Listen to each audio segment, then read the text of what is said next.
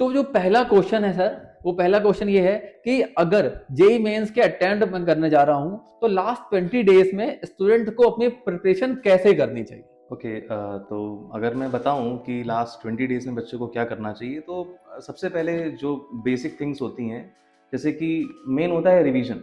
हम्म। अगर आपने साल भर प्रिपेयर किया है, तो PCM, physics chemistry and mathematics, आपको पता होगा कि अराउंड 30 चैप्टर्स हैं तीनों में। तो अगर 30 चैप्टर्स हैं तो क्या करना पड़ेगा आपको?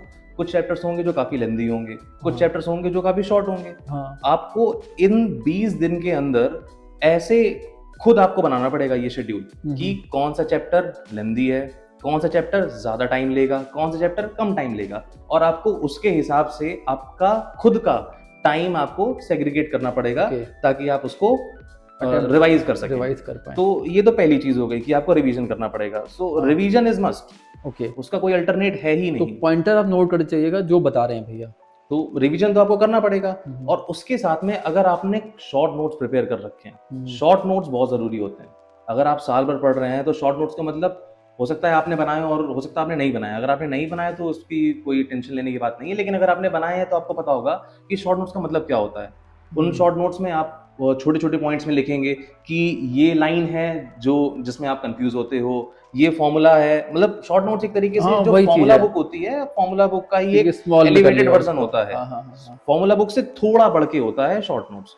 तो वो आपको एवरीडे रिवाइज करनी है। मतलब अगर आपने कोई टॉपिक आज रिवाइज किया, उसका शॉर्ट नोट्स जो आपको एक्स्ट्रा लग रहा है आप उसमें एडिशनल पॉइंट डाल दीजिए, आप उसको रिवाइज करिए। और फिर तीसरा पॉइंट अगर मैं बात करूं तो आपको क्वेश्चंस प्रैक्टिस करने हैं। ठीक है, अब बारी आती है कि क्वेश्चंस कहाँ से प्रैक्टिस करें? बहुत सारे जगह है, बहुत सारा मटेरियल है।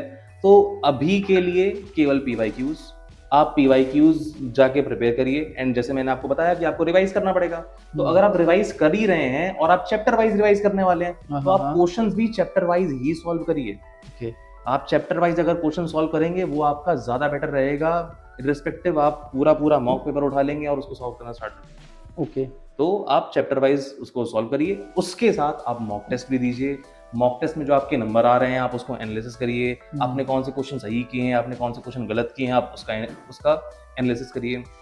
और अगर मैं एक आध पॉइंट और बोलूं, तो जो टॉपिक आपने कभी पढ़ा ही नहीं, बहुत सारे बच्चे होंगे ऐसे। जैसे कि अगर मैं केमिस्ट्री की बात करूं तो केमिस्ट्री में एक काफी चैप्टर है, उसका नाम है सॉल्ट एनालिसिस। तो वो चैप्टर जनरली बच्चे स्किप कर देते हैं। तो अगर आपने वो नहीं पढ़ा है तो बेटर होगा कि आप उसको ना ही पढ़ो। और केमिस्ट्री तो आई गेस एक स्कोरिंग सब्जेक्ट भी है। केमिस्ट्री एक स्कोरिंग सब्जेक्ट है। ये लोगों का मतलब असल में लोग ऐसा सोचते हैं, और ये काफी ट्रू है, बट ये ओल्ड पेपर के हिसाब से। ओके। जो नए पेपर जो आ रहे हैं, जो नए पैटर्न आ रहे हैं, उसमें अगर आप चेक करेंगे तो जो मेन स्कोरिंग है वो फिजिक्स हो गई है। अच्छा। अगर आप फिजिक्स में ज्यादा नंबर लेके आ रहे हैं तो ही आपका ज्यादा परसेंटाइल बनेगा। अच्छा। मैथ्स में आप कम नंबर लेके आएंगे तो भी आपका हाई परसेंटाइल बनेगा, और जो केमिस्ट्री है वो इन दोनों के बीच आ चुकी है।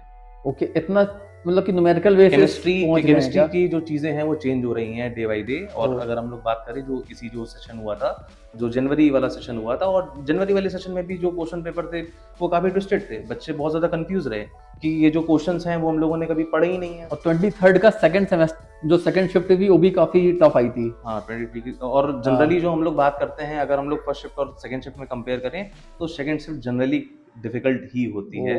तो सबसे बेटर होगा कि आप पीवाईक्यूज अच्छे से करें। ठीक है, तो जो मैं बात कर रहा था कि अगर आपने कोई टॉपिक नहीं टच किया है, आपको उसको टच करने की जरूरत नहीं है। ठीक है, आपके पास इतना टाइम नहीं है कि आप एक नया टॉपिक पढ़ लें, और आप एक नया टॉपिक पढ़ने के बाद उसको अंडरस्टैंड भी कर लें और फिर आप उसके क्वेश्चन भी सॉल्व कर लें। सब कुछ इस टाइम पॉसिबल नहीं है। तो आपको क्या करना है, आपको वो वाला topic for now you can leave it. Okay. And one more thing, अगर मैं बात करना चाहूँ तो जो सेकंड लास्ट डे होगा, आपको उस दिन केवल मजे करने हैं। मजे करने का सेंस मतलब ये नहीं कि आप जाके पार्टी कर रहे हैं, ऐसा कुछ नहीं है। हाँ, मजे करने का सेंस है आपको बहुत ज्यादा टेंशन नहीं लेनी है। अच्छे से सोइए, लास्ट के 7 दिन अच्छे से सोइए, थोड़ा सा माइंड को रिलैक्स रखिए, क्योंकि जो भी करना था वो आप ऑलरेडी कर चुके हो। एक दिन में कुछ भी हाँ, एक दिन में आप अगर आप सोचे कि आप एक ही दिन में पढ़ के सब कुछ कर लेंगे तो वो पॉसिबल नहीं है। तो आपको उस दिन थोड़ा सा मजे करने हैं, थोड़ा सा नींद अच्छी लेनी है, खाना अच्छा सा खाना है, ज्यादा उल्टा सीधा नहीं। ठीक है, और आपको थोड़ा सा रिलैक्स करना है, चिल करना है, टेंशन नहीं लेनी है। सब कुछ अच्छे से होगा।